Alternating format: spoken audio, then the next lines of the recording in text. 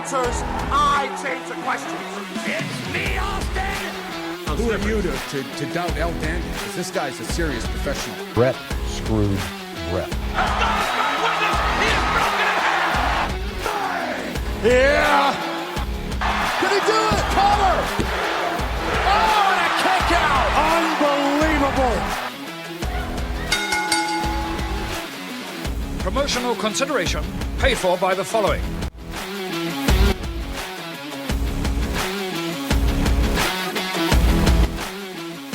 Hey, yo, Pro Wrestling Podcast listeners, welcome to the show where we don't sing it, we bring it. Help us out and click subscribe to show your support. If you're a YouTube user, click the bell to enable notifications so they let you know every time a new episode goes live. Gentlemen, ladies, are you sick and tired of dropping $60 to $100 for the latest and greatest wrestling video game every single year? Stop immediately. Go to A Wrestler Unstoppable, available exclusively through Facebook. Create a wrestler, sign contracts, get into storylines, headline pay-per-views, even build your own corporation, all included in Wrestler Unstoppable, available now to all Facebook users totally free. If you want to become a member of the Pro Wrestling Podcast family, you want your name in the shout-outs like my good buddy John down in Texas, then make sure you shoot over to our Patreon page at patreon.com/ProWrestlingPodcast. Sign up today. Don't forget we have loyalty rewards. $15 a month contributors, you get to co-host an episode with me, and $7.50 a month contributors, you get entered into a drawing to also co-host a live episode. Hello, everybody. Welcome to this episode of the Pro Wrestling Podcast. If you have questions, comments, something you'd like for us to talk about in a future episode, give us a shout at the Pro Wrestling Sound Off line at 267-642-1160, and we will do the best we can to get to those in a future show. This is a huge day in professional wrestling. It's one of those days we're never happy to have to report on, but it is what it is. Today, massive cuts coming to WWE talent in the way of wrestlers. We know earlier in the week there was cuts to many of the corporate positions, but this is talent related. I'm going to go through the list of talent. Talk about who has been let go, who hasn't. There may be more cuts coming. We don't know. But right off the top of the list, I somebody who I've never felt like got their just due in the wrestling business, in a supremely talented performer, Dolph Ziggler. Dolph Ziggler hasn't done a lot on the scene since May. They did do that thing about a year ago with him and Braun Breaker over the NXT Championship. Was the last real angle of substance that they gave him. I know there was a period of time where he was asking for his release. He wanted to get out of his deal last time it was coming due, and then they brought him back, promise of a big push and more money and all that kind of stuff. But at this point, Dolph Ziggler no longer with WWE. And I just have to wonder, the difference between WWE and AEW is, even though we have shifted the focus, not necessarily having to have these giant muscles on every superstar, to where we have some smaller guys who have made a very big impact on the wrestling business, I still feel like in most situations, WWE would prefer to have somebody who's all jacked up, or at least who has a bigger body than Ziggler, to be their premium star. And this is a guy who really deserved a much more substantial opportunity to be a world champion at some point, especially considering everything he's done for the company. That being said, do I suspect that he'll eventually migrate over to AEW? Absolutely. His brother is there. I think it would be an automatic that he gets to team with his brother and form a tag team, go after some AEW Tag Team Championship gold. I think that would be wonderful. The beauty of AEW versus WWE for somebody like Dolph Ziggler is they do allow talents that are his body size to get over and really perform and go out there and show what they could do. And I can't even imagine what at this stage of his career Dolph Ziggler could do in the ring when given the opportunity to just let the reins go and let everything go in the ring and do whatever they can do. I'm actually very excited to see what he does in whatever his next step is. Next on the list is Elias. I have always thought they dropped the ball with Elias. If you give him the right outfit, the right appearance, he's almost an exact clone of Macho Man Randy Savage. No, nowhere near the skill set or the ability of Randy Savage, but still an incredibly talented performer. Him pulling off the Zeke stuff last year as his own little brother was just hilarious to me. I don't think they ever really knew what to do with him. And that's problematic too. When you've got somebody as talented as Dolph Ziggler and Elias on your roster and you can't figure out what to do. And let's be honest, there's been several reports coming out today, eWrestling News, Wrestling Inc., all reporting that a lot of the decisions today were based on the fact that creative had nothing for these people to do. How do you not have anything to do with Dolph Ziggler or Elias? If you can't figure something out for them to do, then you are the one with the problem, not the wrestler. Now, I get it. Right now, this is going to be a huge influx of talent going into the free agent market. Maybe some people pick these guys up in AEW, but Tony Khan's got to be careful with his roster budget as well. The independent circuit, Matt Cardona was one of the most supportive people for as soon as news broke about this, really encouraging them to let this be an opportunity. He's done a great job on the independent scene. And really, they have an opportunity to really make some good money now on the independent scene. But I would really like to see Dolph Ziggler and Elias in much, much, much more prominent roles somewhere else in the future. I actually feel like Ziggler more is AEW bound, where Elias may be more of an Impact Wrestling kind of guy. Moving further down the list, Aaliyah, who hasn't really been seen on television since losing the Women's Tag Team Championship with Raquel Gonzalez a year ago. That's one I'll never understand. Supremely talented young lady, great in the ring, had something to offer, and they just, again, never came up with anything for her to do. What a ball drop there. I think WWE gets so focused on the same 4 women all the time, or historically the same 4 women, that they forget about some of these other younger people who really can go and put on a great match. Look at what they've done with people like Candice LeRae on the main roster. Tegan Knox. There's still conflicting reports today that Tegan Knox may be also released, but her name is not on the official list yet. I want to continue down the list because the list is long. Rick Boogs, again, dropping the ball on Rick Boogs. The guy blows out his leg last year, comes back, looked great. They did nothing with him again. The creative in WWE blows my mind. They spend so much time trying to come up with all these other storylines, and a lot of them don't fly. And then you got people you have so much opportunity with and drop the ball. Boogs, I thought, was great in the ring. Riddick Moss and his fiancée Emma, also both released from WWE today. I feel for anybody getting released. Certainly these two just recently getting engaged. That's a shame. Top Dollar getting released again. He was a rehire under Triple H. Shelton Benjamin. I don't want to say not a surprising cut, but WWE seems to have this thing about their older talent. Shelton Benjamin is getting up there and is not in a prime position like a Brock Lesnar or something like that. So not necessarily surprised at his. I would have liked to have seen him get one more run as a single star, maybe at a mid-card championship, and it just never came to fruition. Dana Brooke. Man, I don't even know what to say about Dana Brooke. I never really got an opportunity to do anything of substance other than that 24/7 championship when that was being kicked around for a while. That was some of the best work of her entire WWE career. And then, sent to NXT. Again, nothing really being done with her of substance. So, again, not shocked, even though I wish I was. Mansoor and Massey, the Maximum Male Models, both being cut. I hope that Mace goes out there and really can do something now. I think he's another one that they barely dipped their toes into the water with him to figure out what he could do. Shanky was released today. Honestly, not a big surprise there. I don't think his in-ring work was improving beyond what it already was, and I don't think that's something they were willing to invest more time and money in. Dabakato, another one. Really tall guy, but that doesn't always mean they've got the skill set. Now, I actually thought Dabakato was actually pretty good. Some people remember him as Commander Aziz or Babatunda. I really thought he could have done more than what they gave him. They just, for whatever reason, didn't push him.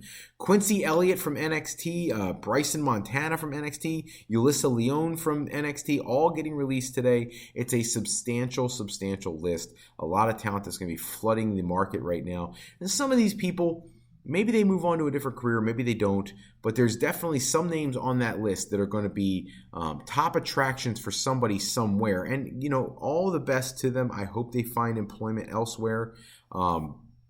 It's just a little surprising to me. WWE with this merger and whatnot, I would get the impression that they would want to push NXT more than they already have, which leaves more opportunities, not less. Then again, when you factor into the point that we're looking at TV rights negotiations and whatnot, WWE announced today that they are leaving Fox, and SmackDown is now going on a 5-year agreement to bring SmackDown back to the USA Network starting October 2024 through 2029, which means what do we do with the other programming, which is Raw and NXT? Well, the rumor is that Raw and NXT will be leaving the USA Network. Now, I'm not sure what that's going to mean, where they're going to go. The deal for SmackDown was for $1.4 billion. That's big dollars. That's a significant increase over what they were currently making, a 40% increase over what Fox was paying them, which is kind of shocking since Fox wasn't really trying to retain them at all.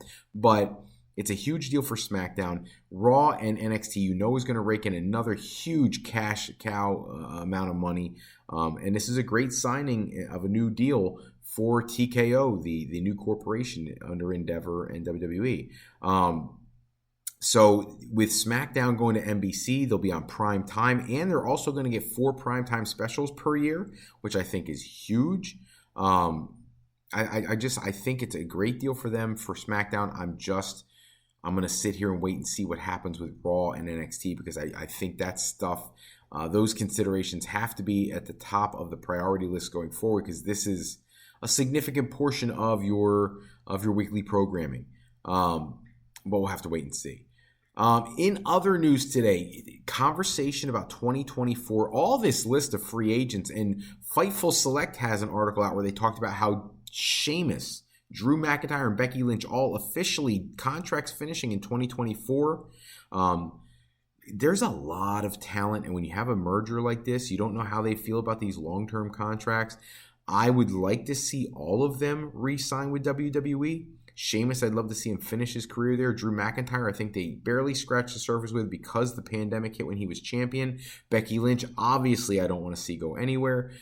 Despite the fact that I think AEW has a women's roster that she could work very well with, I don't want to see her leave the WWE umbrella. I really don't think it'd be a bad idea. And if you're keeping track of this, I mean, there are dozens and dozens of wrestlers, and many of them prime wrestlers in WWE, that will be free agents. Randy Orton in the news as well, keeping with the WWE theme, seen walking into the Performance Center. If you haven't seen the clip, it's on the social media platforms, it's on Twitter, it's on all different places, or X, I shouldn't call it Twitter anymore. Go check it out. But he was clearly walking into the Performance Center, waving to the fans, looked to be in great shape. He's going to fuel the speculation about whether or not Randy Orton is coming back or not. We'll have to wait and see.